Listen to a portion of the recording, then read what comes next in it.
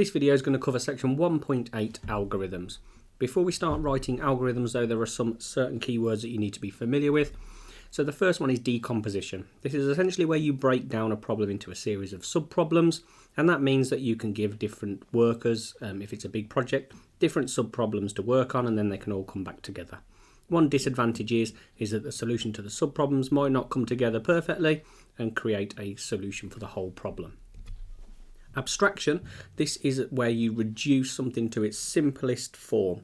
So you remove all of the things that aren't relevant to the project you're working on, and you just focus on the main core aspects of that problem. Subroutines are useful because if we have sections of code that repeat themselves, what we can do is we can give those sections of code a name and then they become subroutines. So in Python, we declare a subroutine in the following way, as you can see on the bottom of the screen. So that subroutine would be called my_function. This example of a subroutine, as you can see, converts Fahrenheit to Celsius. So you can see on the second line there that it says the temperature in Celsius then becomes the temperature in Fahrenheit minus 32 times 5 divided by 9. And then it returns from that subroutine the temperature in Celsius. The very bottom line, as you can see, calls the function because it's got f_2_c 32. So that is calling our function, which is its name there, f2c, and it's passing in the number 32. Variables.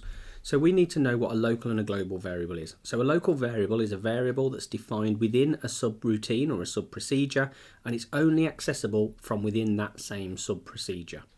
So it's like having a subroutine, and inside there there'll be a variable, and it can only be accessed inside that subroutine. A global variable is the opposite of that. This is where you declare a global variable where you can use it across different subroutines and anywhere within the program.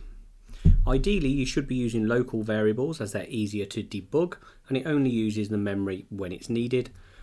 The advantage though of using a global variable is it can be an efficient way of ensuring that important pieces of data are accessible throughout the program. So this example here is some code that wouldn't work. If we were to run the circumference subroutine, it's going to be referring to pi, yet it can't access pi because pi has been created inside the other subroutine. So here, where we're accessing pi, it doesn't know what this is because it's accessed via this subroutine only because it's a local variable. To fix that, we could use a global variable for radius and pi, which means that they are outside of the subroutine, so can therefore be accessed by any of the subroutines or any of the program entirely. So, self-documenting identifiers. This section here of code has X, Y and Z as our variable names. They're not very good because it doesn't really tell us when looking at the line of code down here what they are. So therefore it would be better to give them sensible names. This is called a self-documenting identifier. It's having sensible variable names so it makes your programs easier to understand and read. Algorithms consist of a number of different constructs, and we need to be aware of these ones listed here. Sequence, selection, iteration, counts and rogue values. So sequence, so when your algorithm consists of a series of instructions, they go in a specific order.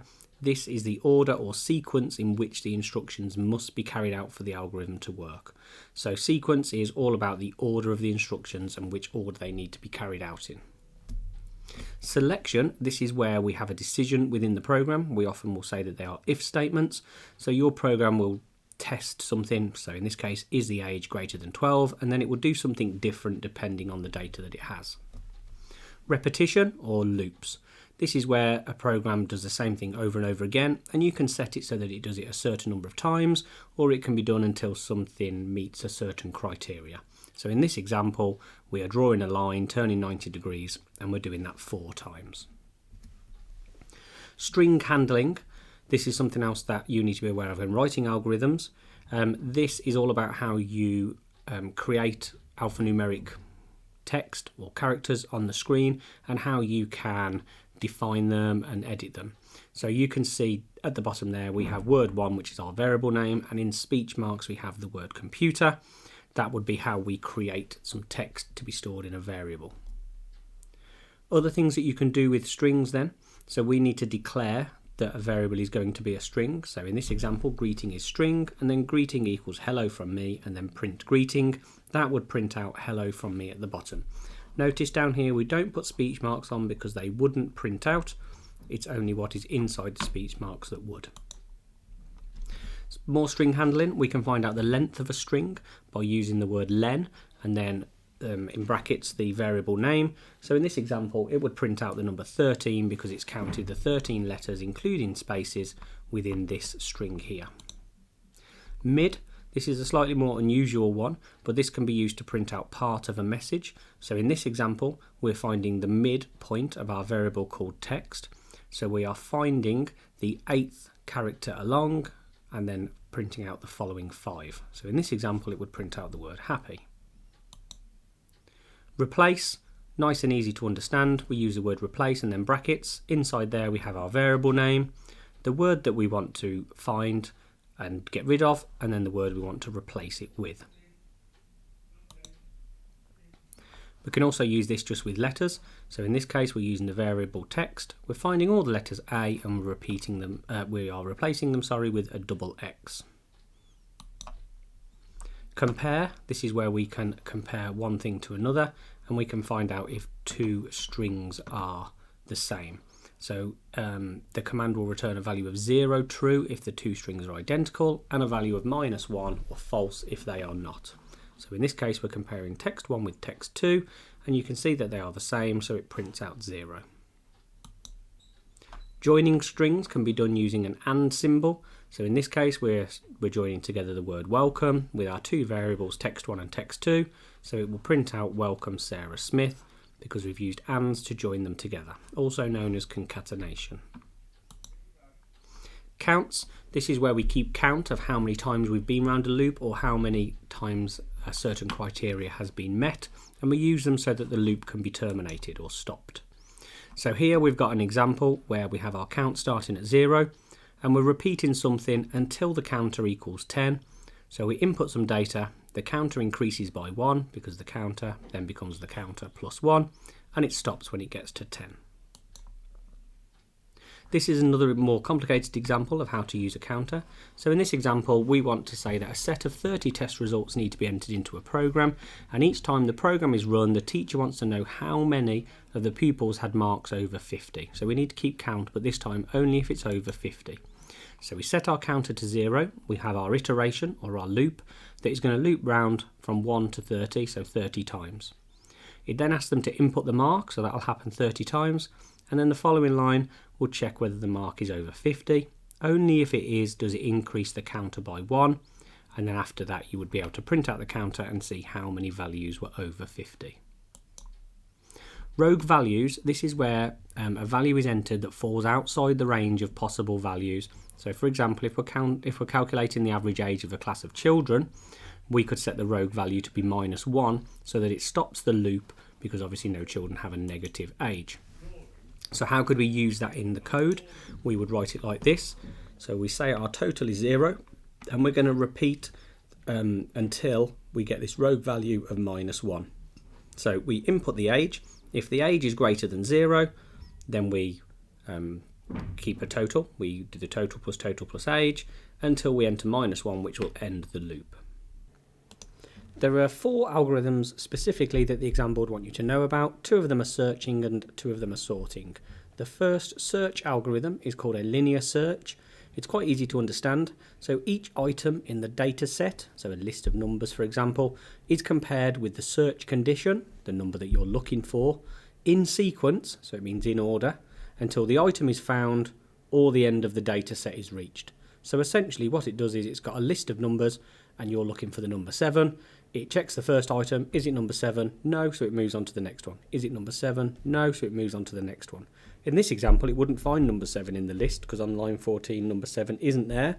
So then the search would end and it would say unable to find search item, for example. I'm now going to run through how the algorithm would work if it was written in pseudocode. So we have a test list here where we have a series of numbers.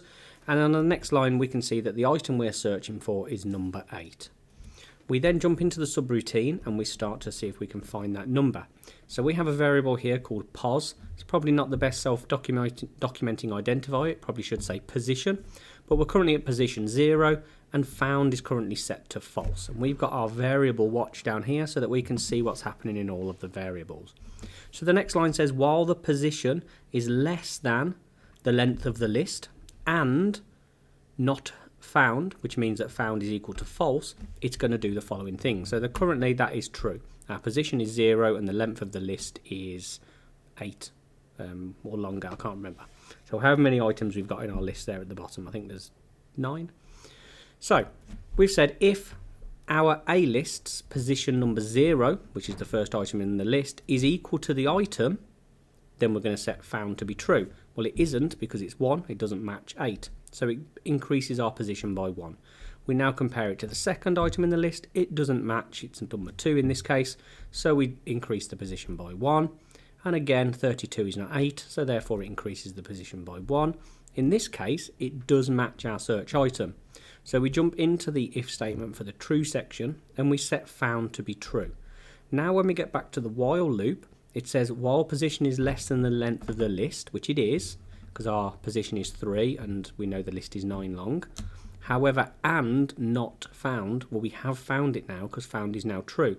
So what happens is we jump out of that list and it will return that we have found that item. The second search algorithm then is called a binary search. This is slightly more complicated to get your head around, but it is more efficient than the linear search. It's known as a divide and conquer method, and it's similar to the merge sort, which you'll see shortly. So the first thing you need to do if you're going to do this search is make sure that your data is in order. You then need to find a midpoint, and then you compare the data item with what it is that you're searching for at the midpoint, and then you move forward depending on whether it matches or not. So the way that this works, so the data item is compared with the search item, and there's going to be 3 possible things. The item at the midpoint matches what it is that we're looking for, or it's going to be less than or greater than the value that's at the midpoint, which is the middle of the list. If it happens to match at the midpoint, bonus, your search is over, you've managed to fluke it and you found the item because it happened to be right in the middle. If it's less than the point that you're looking at in the middle of the list, then all the items after that point can be discarded. Because if you're looking for the number 3 and the number in the middle of your list is 17, you know it's not going to be to the right of that number, so you can get rid of all of those numbers. And vice versa, if it's less than it, then you can, if it's greater than it, you can get rid of everything below that point. And you keep repeating that time after time, so you're narrowing down your search.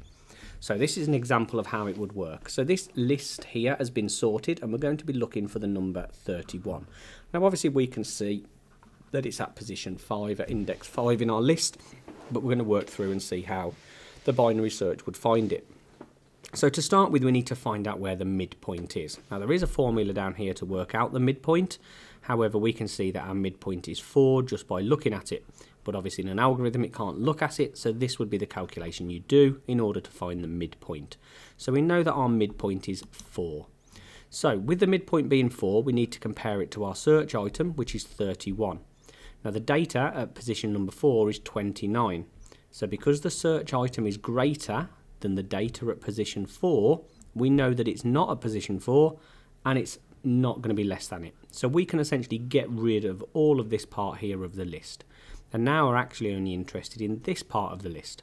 And what we then need to do is we need to work out the new midpoint for this second half of the list. So we do the same calculation again, and this time we end up with 6.5. However, we're going to round that down as a full integer. So we're going to say that 6 is our new midpoint. So we now again compare the data with point number 6, which is 37. We know we're looking for 31, which is less than 37, so we can get rid of point number 6 and everything to the right of it. We then calculate our new midpoint, which we can obviously see is going to be 5 because we've only got one data item left, but the same calculation would work. We now compare it with the midpoint and we've found our match. 31 is at position number 5. Now that looks like this when you see it as an algorithm. It is incredibly complicated. I don't think the exam board would ever ask you to write this from scratch. It would be unfair, and I don't think anybody across the country would get it right. But this is the algorithm in case they show it you and ask whether or not it would find it within this list, or what algorithm is being shown here, for example. We're now going to have a look at the bubble sort, and to explain it is the one and only Mr. Briggs.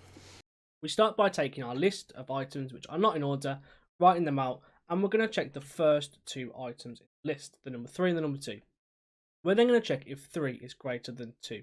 The answer is yes, so a swap is going to take place, and the 2 is now in the right place for now, and we're going to leave it as it is, and we're going to move on to the number 3 and the number 4. We're then going to check if 3 is greater than 4. The answer is no, so no swap is going to take place, so the 3 is going to stay where it is, and then we're going to move on to the number 4 and the number 1. We're going to check if 4 is greater than 1. It is, so another swap is going to take place. We're going to leave the 1 where it is, and we're going to check the last 2, which is the 4 and the 5. Check if 4 is greater than 5, so no swap is going to take place. This is called the first pass. Once you've completed the first pass, we're going to go back to the very start, and we're going to check the number 2 and the number 3. We're going to check if 2 is greater than 3. This isn't true, so no swap is going to take place. 2 stays where it is, and we move to the number 3 and the number 1. We're then going to check if 3 is greater than 1. This is true, so a swap is going to take place, and the number 1 is going to stay where it is. We then go further into the list and check, is 3 greater than 4, which is not true. We're then going to check if 4 is greater than 5. This is now known as the second pass, and as you can see, in the first pass, the 4 and 5 are in the right place. After the second pass, the number 3, 4 and 5 are in the right place. We're then going to start our third pass. We're going to start by checking the first two numbers, number 2 and number 1. We're going to see if 2 is greater than 1. This is true, so a swap is going to take place. The number 1 stays where it is, and then we're going to check is 2 greater than 3. This isn't true. Check if 3 is greater than 4. This isn't true. And then we're going to check if 4 is greater than 5. Now, as you can see, the list is in order, but for the computer to know it's definitely in order, after the third pass, it goes and does a fourth pass, and it goes back and checks everything again. Is 1 greater than 2? The answer is no. Is 2 greater than 3? The answer is no. Is 3 greater than 4? The answer is no. And is 4 greater than 5? And the answer again is no. And this is known as fourth pass. The last pass in a bubble sort algorithm shouldn't have any swaps, and that's the computer's way of knowing that all swaps have occurred. And this is my final list. Thank you, Mr. Briggs. So this is the algorithm for the bubble sort. Again, I really don't think you would be asked to write this, but they may show you it and ask you to explain how it works or something along those lines. But this is the pseudocode that we're given by the exam board for bubble sort. The following video is going to explain how the merge sort works.